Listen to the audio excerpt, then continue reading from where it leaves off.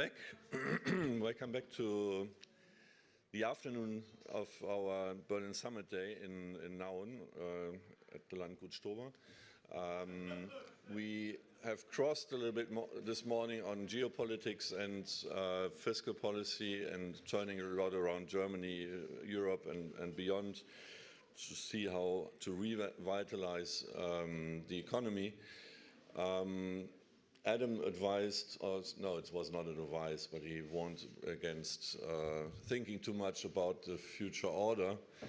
And it's true, I mean, we are very much in these days occupied by thinking about how the things evolve from day to day and how to better manage that.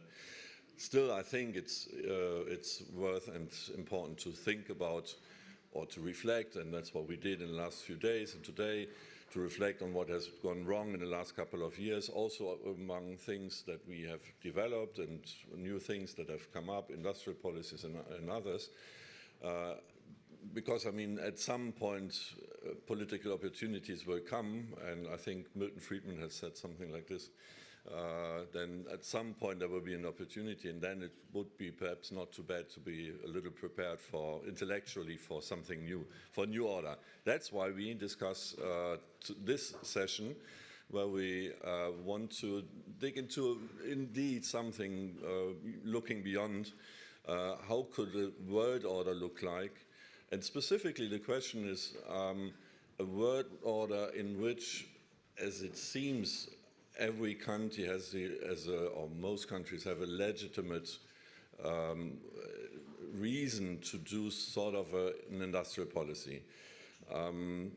I have just some slides, and just to mention what I'm presenting is in part based on what we have discussed and what has been developed by Jonas Nahm. Some of you will know him at the Hopkins University. He has been at the Council of Economic Advisors for 1 year with Biden, and then has written the climate chapter in this very brilliant economist. And we have started to think about exactly this. And he said that they started at the Council of Economic Advisors to think about how to design a cooperative global order, given the fact that the Biden administration, like many other countries today, try to do industrial policies to protect security interests, to do some climate policy, to whatever, do some of these things that now are seen, at least in the modern literature and the modern economic discussions, as something which is legitimate. Instead of letting the markets do the job, do some sort of industrial policy. For green transition, for technological sovereignty, local content, supply chain resilience, and others. So, but if you do this, you are not in this old world, this old globalization of the WTO, where everyone, you know, the markets do it and the governments should not intervene. They intervene, and it's probably wise to suppose that and to think that this will stay. It's just a question, will it be the Trump way, very disorderly way, and internationally in a very war-type way, like tariff wars and so on, or should it be in a more coordinated way? And then it opens a very new field of thinking to know what are the rules, what are the new rules. If you want to have a cooperative international system of such industrial policies and things where governments legitimately intervene, then you probably need rules. You need to define what is legitimate, what is kind of industrial policy, what is supply side, what is local content policy that you admit, what are the strategically important products like chips or others, where you may say it's legitimate that every country has a certain sovereignty. And then the question is, what are these products? How do you define it? And there we are completely at the beginning, probably, but it's worth thinking about it. That's another way of saying, you know, how could you coordinate industrial policies and how could you make this happen and in an international network. It seems, as in the sense of what Adam said, it's quite far away for the moment, but there are entities like the European Union and others who are already practicing some of this. So I think there's still a place to think about this. In the slides, you will get them afterwards, or can consult them on the website. We have communicated some of the effects and of the factors that need to be taken into account. I don't want to get too much into that. This is something also work in progress, and instead leave the floor to our excellent panelists to discuss around this topic, and then we may also come back to these fundamental ideas that Jonas and we have developed in the last time. If you could come already to the panel, Timo, Nancy, and Guy. You know Guy Lalanne from the OECD, Timo Fetzer from the University of Warwick, and Nancy Qian, who is now in a semester in Rome, but very known economist and known for also her China studies. So excellent panel. I would ask you, Nancy, to start, and you have some slides to show.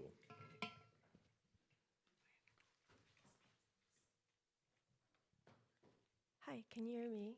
Thank you so much for having me. So let me just, I'll keep it short so we have lots of time for a discussion. So let me just plunge in.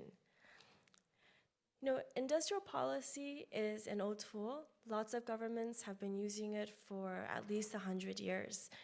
And when we talk about industrial policy, today it's a catchphrase for government interventions that include targeting the supply side. It can be state-owned enterprises that's directly owned by the states and funded by the state. It can be direct subsidies, subsidized credits. And you know, why do we like industrial policy? Because it can benefit strategic sectors that we think is important for national security, or to keep, you know, our economies dynamic and competitive. And also, you know, economically, they make sense. They make the most sense for sectors where we think there are high fixed costs and increasing returns to scale, right? So if the government puts in some lump sum investment, that'll help the industry, that'll help create sustainable growth for the industry. And I put a bunch of pictures of different countries that have done this, including the US, the Soviet Union, China, the Asian tigers. I should also mention, since we're in Germany, the Germans were one of the first to use industrial policy in the 19th century. I think the Bavarian politician Franz Josef Strauss famously supported Airbus, and German local and federal governments gave a lot of support to the early automobile sector. Okay, so why is industrial policy controversial? Because it's really hard to get right. I mean, for two reasons. Because there's a concern that it crowds out market forces, and there's also the concern that it's expensive. You know, the money that we're spending subsidizing industries could also be spent elsewhere, and we might not choose the right sectors. So these figures are from some recent academic studies, and I know even though this is an academic conference, I put the references in the bottom in case people wanted to look them up afterwards. So the top left shows you just a number of industrial policies over time implemented by any country in the world, and between 2010 and now, it's just been going up, right? And on the bottom graph, we show you the number of industrial policies by country. And you see, even though we talk a lot about China, it's really not mostly China. So China would be in Asia, East Asia, and that would be the fourth bar, which is kind of small. Most of the industrial policies are actually in OECD countries in Western Europe, Eastern Europe, Central Asia, Latin America, and the Caribbean. Okay, and now getting to the challenges, right? So the first point is that a lot of countries use it, and they're becoming more and more prevalent. Now the challenges. So the graph to the figure to the right is a survey of economists and policy and academia, just asking them how they think about industrial policy. The first question is, can policymakers effectively identify market failures and pick sectors? And you can see 62% of the respondents say no, they are not good at picking these sectors. 38% says yes, right? So there's some hope. The second is the revival of interest of industrial policy. What is it? Is it a fad? Is it here to stay? Or is it simply a recasting of ongoing policy debates? And most people say it's just a recasting of ongoing policy debates. And I think this is important to keep in mind when we talk about industrial policy. We're not really reinventing the wheel here. We're just looking at what's already been happening, maybe with a new framework, maybe with some new words, with some new, it's a renewed discussion. And the last question asks, regional competition incentivizes the use of industrial policy. This is negative sum, a zero-sum game, or a positive sum game. And here people are equally split. And I think this figure on the right kind of gives you a sense of why industrial policy is controversial and how people view industrial policy today. So now, given that industrial policy has been happening for 100 years, it means that there's a lot of evidence and lessons that we can take away already. Like, we actually know a lot about industrial policy, when it works, when it doesn't work. So one thing we know is that extreme industrial policy doesn't work. So here I'm showing you a study, an economic study, on the Stalinist industrial policies. And what they do is they compare growth under the Stalinist industrial policies to what would have happened had Russia continued with the Tsarist regime to what Japan was going through. Because Japan had very similar fundamentals to Russia before Stalin. And what we see here is basically industrial policy under Stalin underperforms relative to what would have happened had they not used it. And on top of that, of course, it also incurred tremendous human cost in things like the Soviet famine in the 30s. Okay, so that we know. The other thing we know is that moderate industrial policy can work up to a point in a sense. So the small Asian economies of the 1970s and 80s essentially went from being low-income countries to middle-income to high-income countries using industrial policy and export-driven growth. China did this, or tried to do this also in the 1990s and early 2000s. And what we know from these examples is that industrial policy can work for catching up sectors to the frontier. It doesn't seem to work as well for getting sectors to push the frontier. Once you're on the frontier, how do you push the frontier? That it doesn't seem to work as well on. Now, I don't mean that it never works. I just mean that per dollar spent, there's as many failures as successes, or more failures than successes. Okay, so I'm going to summarize all the takeaways from for what economists know about industrial policy, and just talk about how we get the biggest bang for bucks when it comes to industrial policy. One is you want to target upstream sectors. What this means is that instead of targeting housing that uses metal, target the subsidies to the metal, to the steel, right? And we need to think about your society. Politics matter. If this is a society that's really patient and can wait for results, subsidize R&D. If this is a political system that needs results fast, then subsidize production, right? So we see the results faster. So if we're really, since industrial policy is meant to benefit your economy, this economy, you want to target sectors where more of the downstream production is within the same country. So you target the subsidies upstream, but you want to focus on sectors where more downstream sectors are in the same country or the same economy. Now, the one exception for targeting upstream is when you have a case of a coordination problem. And an example of this is EVs, right? So there's no demand for batteries for EVs if people aren't buying EVs. So this is a case where industrial policy needs to subsidize the EV, the downstream automobile, the product, as well as the battery. Otherwise, the subsidy for the battery isn't going to go anywhere. Okay, so given the things that we know, how are we doing today? So in rich countries, this is the figure on the left tells you the sectors that high-income countries are targeting with industrial policies. We're mostly targeting either things that are strategically important for national security, or like aircraft, spacecraft, and parts, or upstream products. So that makes sense. And if we go country by country, what researchers have found is that Japan, South Korea, and Germany have done really pretty well in terms of industrial policy for R&D, When it comes to specific technologies, the US, not surprisingly, has underinvested in climate technologies, green technologies, and until the CHIPS Act, in semiconductors, whereas South Korea and China have been over-investing in semiconductors. Okay, so when we look at poor countries, if we want to do a scorecard, poor countries do worse. Poor countries are targeting more downstream sectors, and this is a problem. And then we say, what do we do about that? One thing we can tell poor countries to do is to improve their industrial policy. But I really think there's really no need to tell poor countries to do what rich countries are doing just because rich countries are doing it. There are other ways of helping poor countries that might be harmed by rich countries imposing industrial policy. So one thing that poor countries really need to do is to move up the value chain and what they produce. So one thing we can do is we can emphasize joint ventures. Let me give you an example. So if China wants to buy lithium from Zimbabwe, the Chinese need to build lithium refining factories in Zimbabwe that hire locally to transmit technology for refining, to transmit managerial practices. If Europe wants to buy cocoa from Nigeria, Europe also needs to buy cocoa processing plants for the same logic. Okay, so this is my last slide. So I want to end by going back to the original question, which is, what is the role for industrial policy and for international institutions? You know, we're not reinventing the wheel, but I think there's real value for international institutions to create a framework. And by a framework, what I mean is the beginning of a framework to emphasize the selective use of industrial policy, right? To clarify the economic benefits, the pros and cons, who benefits and who's hurt by industrial policy. And this can enable a transparent and fair discussion for negotiations between countries, but for each sector, and it'll be different context by context.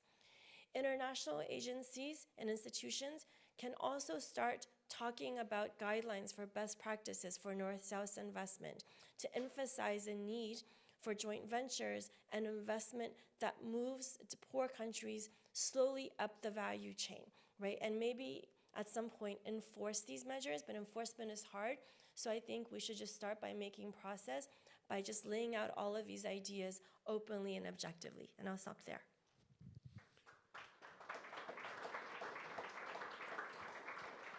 Thank you, Nancy, very good. And we have big luck that we have someone from an international organization at the table. And I may ask you to, immediately to have a first reaction. Do you do what Nancy is asking you to do? Yes, and thank you. It's a pleasure to be here today to discuss this topic, which is not only timely, but also of paramount importance. And as in my introductory remarks, I would like to focus on three topics. I'll give a short perspective on why industrial policy is no longer a quiet force operating in the background, but governments are implementing industrial policies more openly.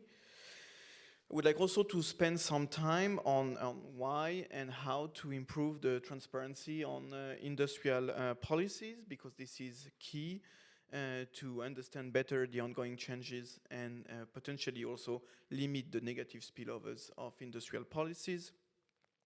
And I would like also to share a few thoughts on how to build an evidence base on industrial policies, because our governments are now implementing industrial policies urged by the current challenges without really a possibility to rely on a sufficiently large and sound evidence base on the effectiveness of industrial policies and how to design them. So let me perhaps start with the reasons why this industrial policy narrative is making a powerful comeback. And here I'm saying industrial policy narrative rather than industrial policy, echoing what Nancy just said, because even if it was taboo for decades, industrial policies have always been there, and countries have always chosen specific sectors or specific activities to be supported. That being said, of course, countries all across the world are facing new challenges. So even if countries have always implemented industrial policies, there are also significant changes in the composition of industrial policies. We also see that the perceived benefits of industrial policies are growing. This is linked to the many reasons you had put in one of your slides, Thomas, at the beginning. And at the same time, the perceived costs of industrial policies are decreasing. And this is because some of the long-standing criticisms of industrial policies, even if they are perhaps still relevant, no longer deter policymakers as they once did. Among these criticisms, we have heard that industrial policies potentially have a negative impact, for instance, on competition. But many studies point to evidence of decreasing competition anyway, both in Europe and the United States. We have heard that industrial policies focus on incumbents at the expense of new companies, but same, business dynamism has decreased in OECD countries for the last 20 years. You mentioned also, Nancy, that choosing sectors or technologies is prone to errors, but now with the green transition and the threats to economic security, it's supposedly easier to identify those critical sectors. So in short, industrial policies are no longer a quiet practice. They are implemented much more openly, and their very nature is shifting. But this comes obviously with risks, and one of these risks is the risk of negative spillovers. Of course, some industrial policies drive innovation and can benefit multiple economies. These are the positive spillovers, but they can also distort competition, undermine fair trade, and disrupt the rules-based system. These are the negative spillovers we need to try to control. And to limit these negative spillovers, one way is to increase the transparency on industrial policies. This is far from easy. At the OECD, we have been measuring industrial policy expenditures. I've shown yesterday some of our work based on the methodology which can also guide countries who are trying to map their own industrial policies. This morning, Margarita Russo mentioned also the MAGIC database, which maps support to industrial sectors across the world. So these are clearly steps in the right direction, but there are also limitations to this approach that I would like to mention. The first is that what can be measured is only a subset of industrial policies. And of course, we can work on expansions, but there will always be indirect support measures through state-owned enterprises, through various types of standards or regulations that we will not easily capture and are much opaquer or much more difficult to map. Second, some countries do have transparent data we can rely on. Other data sets beyond the OECD countries are providing global comparisons, and Nancy used some of those in slides, like the GTA data. And they show that advanced economies tend to invest more in industrial policy than emerging markets, but we need to figure out whether these differences comes from really what's going on the field, or if this is partly driven to differences in transparency. And if less transparent countries escape to some extent to scrutiny, well, the incentive structure is also flawed. I mean, the solution obviously could be to develop international standards for industrial policy reporting, but again, we will face the same important question on incentives, what will motivate countries to adopt them. So even if this is difficult, transparency can curb harmful practices and negative spillovers of industrial policies. But perhaps I would like to spend some time also discussing how this transparency can enable better policy comparisons and learning across nations. And this leads me to my third point about building the evidence base. Of course, at this stage, it's way too early to draw definitive lessons from the new wave of industrial policies, but in a few years from now, if we want to reconvene and assess what has worked, we need to invest now in the industrial capacity to evaluate those industrial policies and to govern them. And the debate is not whether we want to do industrial policies or not, it's rather how we can design and implement effective industrial policies while at the same time limiting the distortions to trade, to competition, to business dynamism. We do have some ideas of what works and what doesn't already, but this is insufficient, and this is going to be a heuristic process where not only governments but also international organizations should work to ensure that at least we are learning by doing and we are learning from our peers. And I think there are two areas where we should concentrate our efforts in terms of learning. First, we need to perform more comparative evaluations. Most countries, in fact, use the same portfolio of instruments, R&D tax credits, support to renewables, government venture capital, and so forth. We need to leverage the diversity of experience and understand in detail what are the provisions of these instruments that are successful and which ones are not. And second, we need to learn how to design and implement industrial strategies, which means that, beyond the type of instruments, it's not only a question of whether we should implement R&D tax credits rather than grants. It's not whether we should implement refundable tax credits or not. The question is how we come up with a strategy composed of coherent and complementary policy instruments. And from an institutional point of view, what are the best practices to govern these strategies?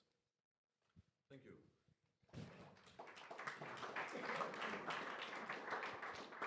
Timo. Yeah, thanks so much. I actually have a few slides, so let's see whether this works. Yeah, so in general, actually, I need to go one back. One of the challenges that I had, so I attended the summit last year as well, is that I didn't sign the declaration at the time because I was concerned that we're not talking about the guardrails for industrial policy, because if there's a headless rush across nations that typically implement industrial policy, that will invariably create frictions, and we are already in a very frictionful world when it comes to actual conflict and contests going on.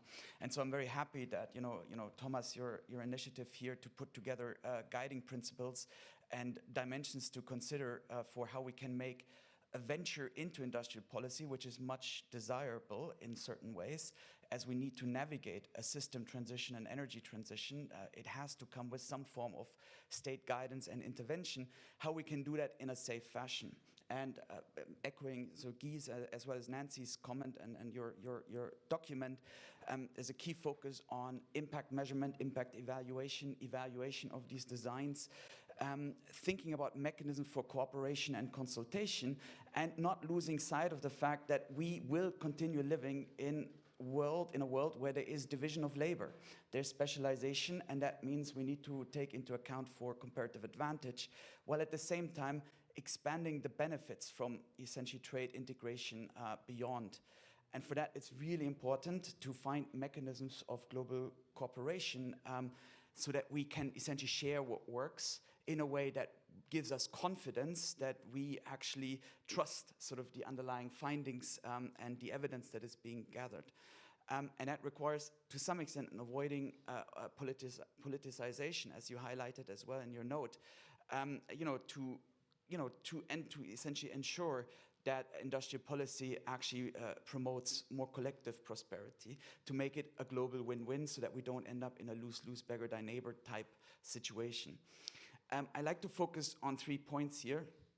First of all, it's just articulating and reiterating the point that also Nancy has made, that essentially industrial policy operates along value chains. When we think about physical goods production, we typically have a high degree of division of labor. There's value chains, there's firms that specialize, and that requires us to have a good understanding and a measurement of what these value chains look like, because that is actually the opening door that allows us potentially to identify partnerships working between nations, between countries, to figure out how we can actually coordinate industrial policy cross-border in a way that creates win-wins. So I'll mention this briefly. I'll also highlight one bit, because for me, industrial policy includes thinking about the service sector, and the trade in services is becoming ever more important. And to me, it's actually crucial to actually making sure that climate action can be delivered as a way that's a global win-win.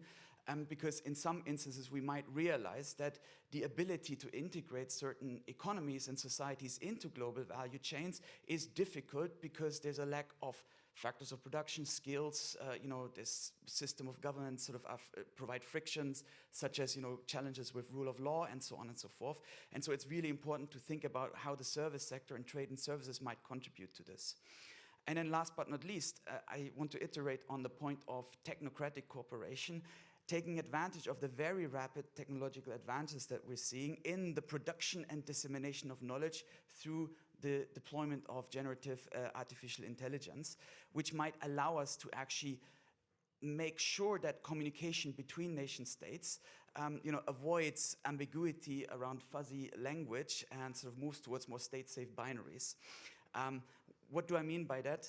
One concrete example I'll highlight is that we can actually try to improve our measurements of the organization of production, the itemized organization of production through value chains.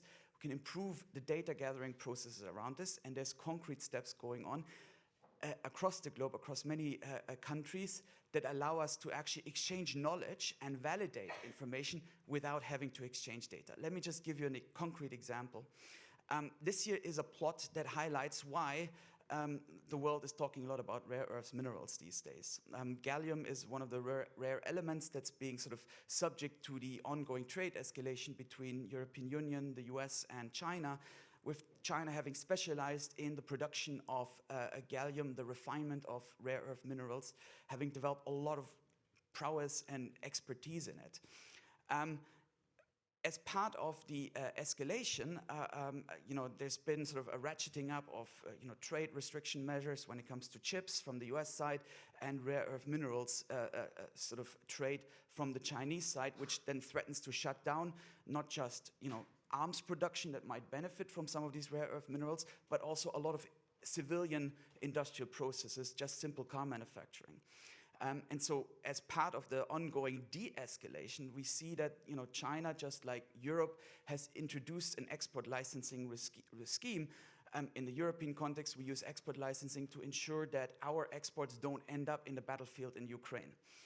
And China similarly is using an export licensing regime, saying, well, we want to make sure that there's civilian use access to these rare earth minerals, but not necessarily boosting military capabilities. And so there's an export licensing regime, but how do you ensure that the firms are compliant with, how do you ensure that these rare earth minerals don't end up sort of boosting essentially defense or military capabilities? For that, China is asking for a lot of sensitive information from its trading partners, and that pushes certain boundaries, because obviously a lot of the firm-to-firm trade that might be happening is part of the, it's part of the business secrets. It's part of the, what makes, viable corporations to work. And so that creates some tensions. But nowadays, it is actually increasingly technologically possible to share or validate information, such as this product is compliant with regulation X, Y, and Z, without actually having to share a lot of sensitive underlying data. We can move towards that equilibrium if we invest more in building the informational capacity of the state to get transparency over the trade in goods and services within an economy. And this is where globally the introduction of value-added taxes, in particular invoice-level value-added taxes, can provide that informational signature, and it could essentially allow for much more structured conversations about how we can organize production along value chains between countries in a way that makes sense relative to the skill set and the capabilities that countries have, so that we can create global win-wins. this particular view of gallium is sort of the product of some of my research, where we sort of build a production network representation of physical goods production. I'll shut up in 1 minute because I want to briefly mention trade and services as well. When we think about industrial policy, we often think about physical goods trade. There's some semantic difference in the meaning of the word, but actually trade between nations is increasingly shaped by trade and services. So what is service sector trade? Tourism is the most common form of service sector trade, but we increasingly see trade in digital goods like streaming services, data, or just knowledge.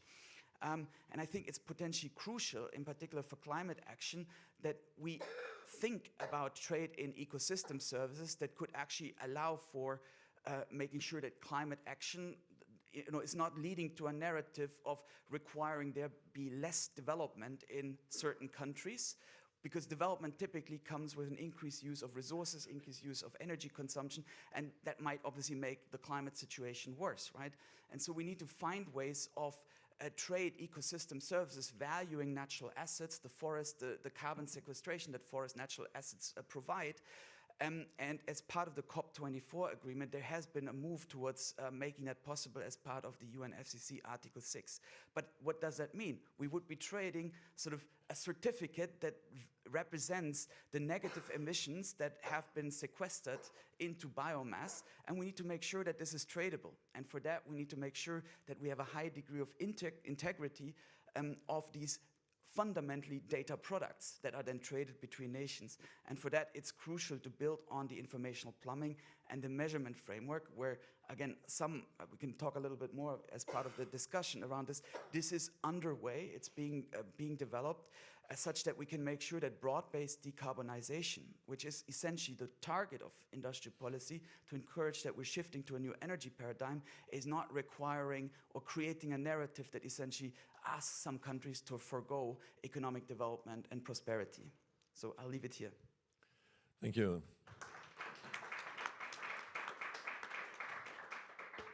Nancy, one question that came to my mind when I saw the statistic that you quoted on the mean effectiveness of industrial policy, whatever the measure is.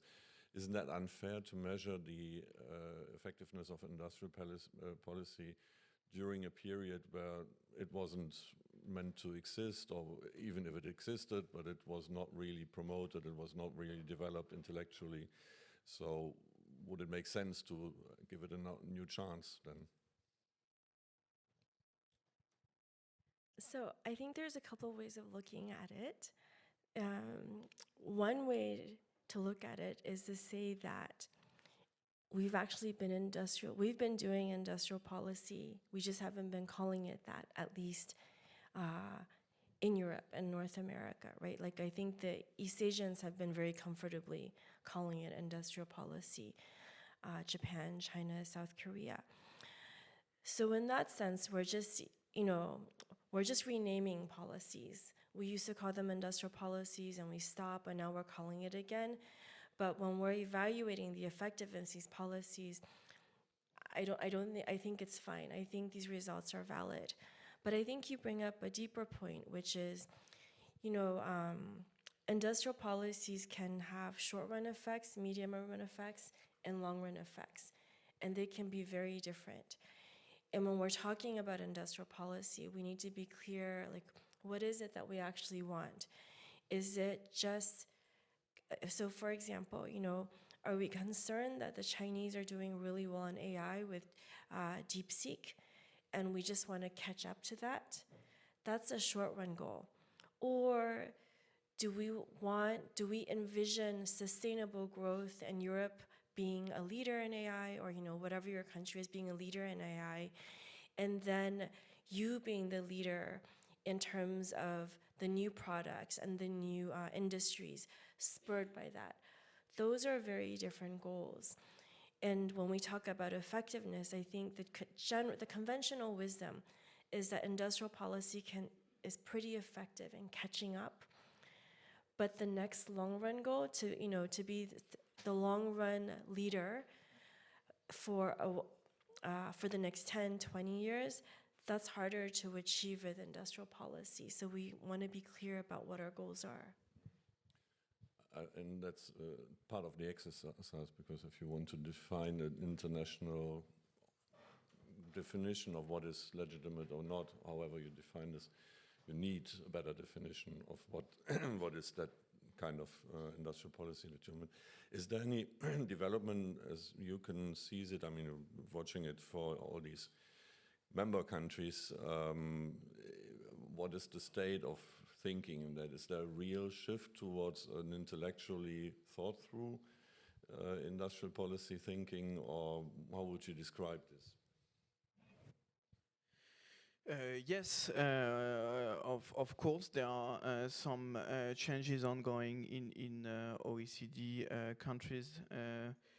Just to give an example, I think over the last 9 months, we have had 5 OECD countries adopting an industrial strategies, or at least starting the process to draft an industrial strategy, so a document explicitly laying out the industrial policy.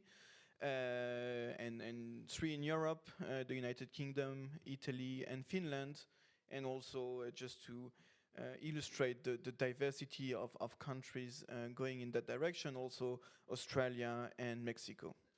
So this is really a pervasive trend. If I can, I would like also to echo what Timo mentioned about the role of value-added tax data or e-invoicing for industrial policy. I think it's really a new frontier to understand better the impact of industrial policies. So not only it allows mapping value chains, in particular domestic value chain, and it allows identifying the key bottlenecks or choke points on which we can act to increase the resilience of our economies. But because industrial policies are also about ensuring spillovers through supply chains, it allows to better target industrial policies by looking at their incidence on ecosystems. And in the, if we want to ensure that the green and digital transition are effectively implemented in our economies, we need to leverage those supply chain to ensure that this is effectively done. So this is also a new frontier for industrial policy making. So I agree with everything that's been said. I just want to add that when we talk about, the U.S. is different from Europe, and I just want to note in 2 important ways. One is the U.S. is in charge of VAT. So when we talk about, using VAT data, which I totally agree with, it's just such a valuable source of amazing data for all sorts of things, including the topic we're talking about. It's not going to include the U.S. because the U.S. charges a sales tax, and I don't think this is going to change anytime soon.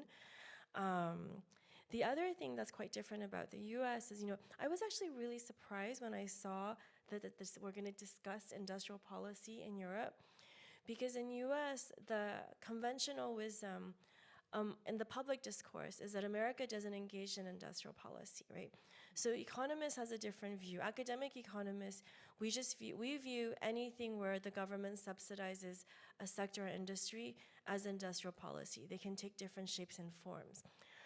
But to give you an example of how the public perception is really different, I was in DC last year talking to the US Chamber of Commerce, and the complaint was that China and Europe engages in unfair trade practices because these governments use industrial policy.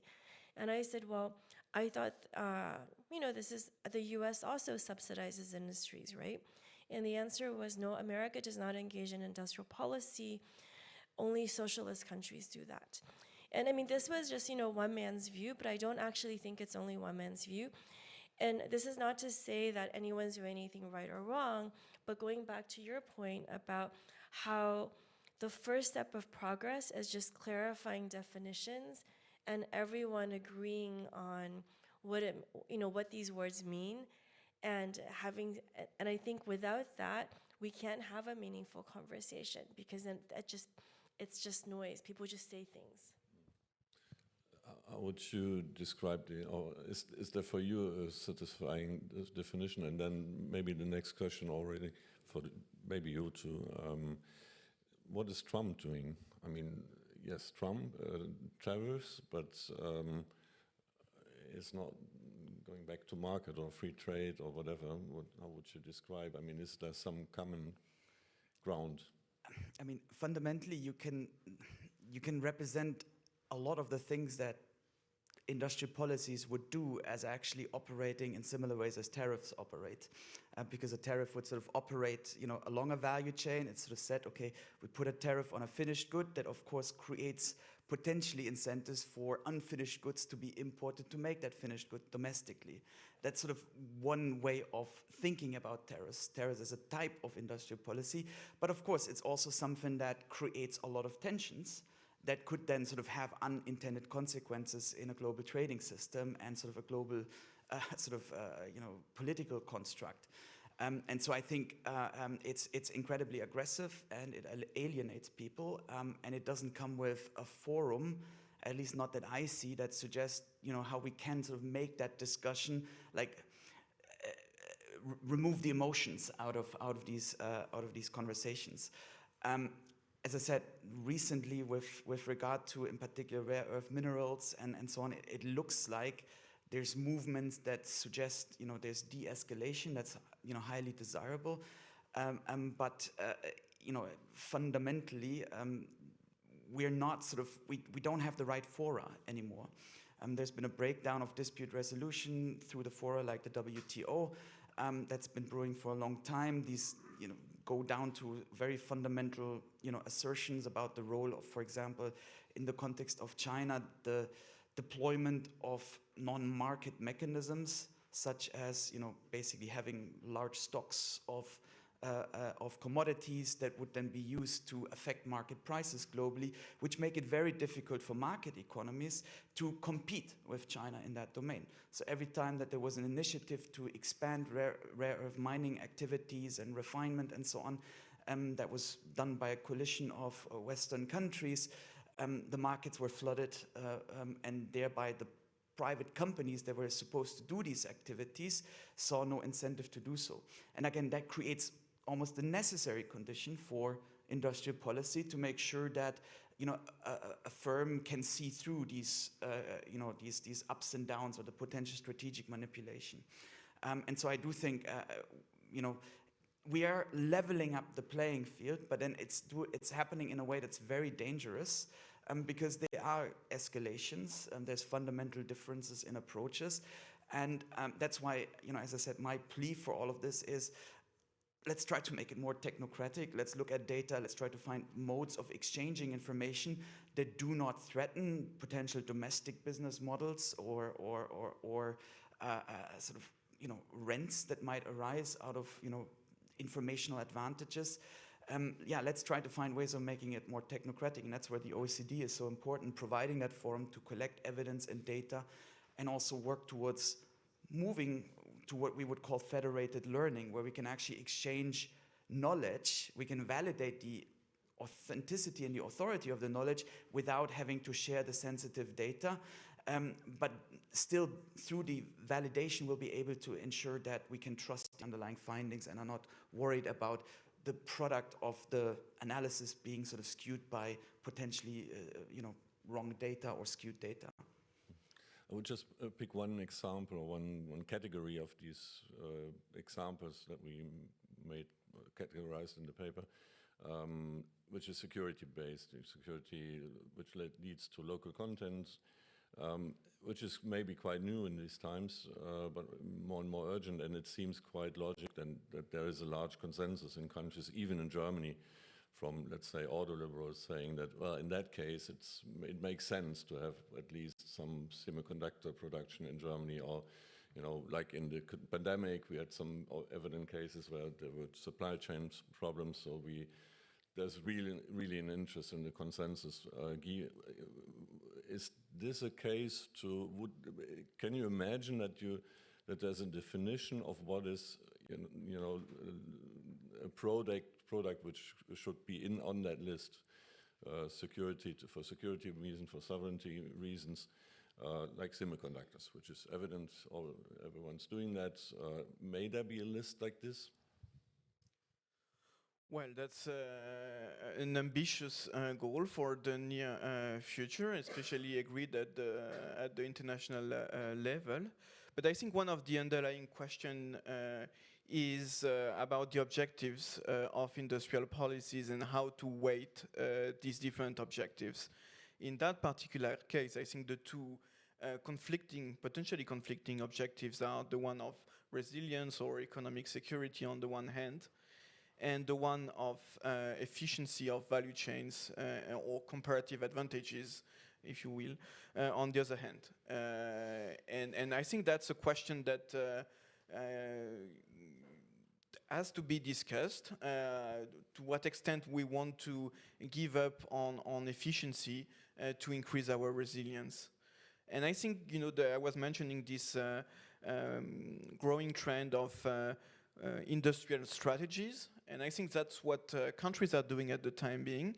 They are trying to prioritize the different goals of industrial policies and trying to figure out how much compromise they want to do on some aspects to gain on others. Maybe we should have a last round already, so some quick last remarks. One topic that Jonas mentions, if you imagine this, system or whatever, imaginary cooperative global governance of industrial policies, what is in that is also the question, what do you do with countries who suffer from local content? So the countries who have produced these products, emerging countries essentially. Is there any answer that we would have in short how to handle this? So I think when it comes to poor economies that are being crowded out by the industrial policies of richer countries, I'll just rephrase what I said earlier. I think we need to think creatively and out of the box. It's not like industrial policy. It's not like how do we think about an industrial policy that they can implement. I think we just need to think about how are they being harmed and what do they really need to grow and what are the many ways that we can help them. So I'll just end there. Think creatively. Thank you. Very good. One sentence, Timo. Again, so I'll be very curious to see how this, evidence gathering process goes on, because one hypothesis that I have is that the answers are going to be very similar. So if different countries have industrial strategies and they'll arrive at similar answers, we need to support this product, that product, that product, and then for national security, it's going to be this and this and this product, but there's going to be a high degree of overlap. And that, of course, creates the necessary condition for productive conversations about how cooperation can happen. Vis-a-vis emerging market or developing countries, I think that's exactly the bit where there might be a lack of capacity to articulate an industrial strategy. There might be a lack of financial resources to actually put money behind. And that's where, again, in the context that I see these discussions taking place, which is in the context of the energy transition, the sustainability transition, this is where we need to find ways of embedding these countries into global value chains so that they're integrated, and that will most certainly, most likely touch upon the issue of trade and services with a specific focus on tourism as an important development strategy that can facilitate knowledge transfer, skills transfer, create trade relationships between nations, but also on the other hand, with regard to trade and ecosystem services that can essentially balance out differential speeds in decarbonization that we invariably have, and we see this quite clearly across the globe. That the pace of decarbonization is not uniform, it's quite heterogeneous, and that creates almost by mechanically the possibility for there to be sort of trade in that domain. So I'll leave it here. Guy, last word. Yeah, perhaps just briefly to say that in some cases, these industrial policy and subsidy races can lead to concentration of production, and this has very negative consequences potentially on innovation in the long run. So even if we are in a new world where industrial policies do have some merits, we should not also forget that innovation comes out of competition often, and that there is also a value in preserving this competition, which also leads to resilience. I mean, I think exactly, and that's the same reason for Timo to like this question, is that to keep the right and a proper competition, you need to define the frontiers, and that's what we not have. I mean, it's now it's more or less everyone does everything, and Trump does another one, and that's the real dangerous thing. And instead of dreaming of the old times, getting back to the before 2015 free trade world, it may be sensible to find a new compromise and something which is coordinated. Many thanks for a very quick overview of this. The project is running. I mean, it's work in progress. Unfortunately, Jonas couldn't be here, so maybe next time we will anyway follow this topic, and any suggestion from you is welcome.